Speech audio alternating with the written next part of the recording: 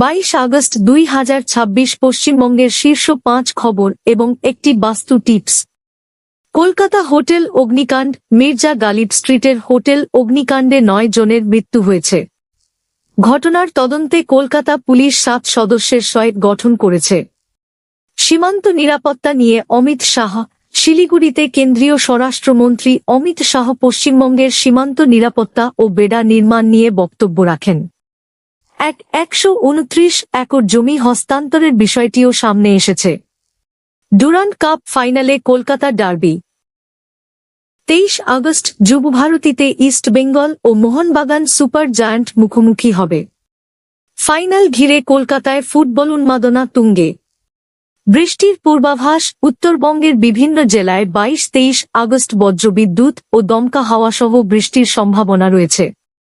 পরবর্তী দিনগুলিতেও কয়েকটি জেলায় ভারী বৃষ্টির সতর্কতা রয়েছে।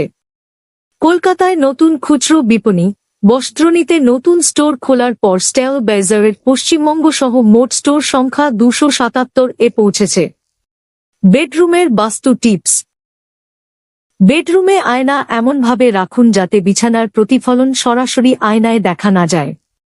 বাস্তু মতে এতে ঘরের ইতিবাচক পরিবেশ বজায় রাখতে সহায়ক বলে মনে করা হয়।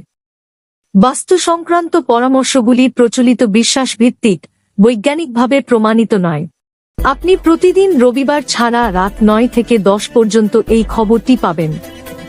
যদি নতুন সদস্য আপনি এই খবর থেকে সন্তুষ্ট তাহলে সাবস্ক্রাইব করুন, শেয়ার করুন এবং এই ভিডিওটি লাইক করুন এবং দেখার জন্য ধন্যবাদ। শ্রীরামপুর টিভিতে স্বাগত।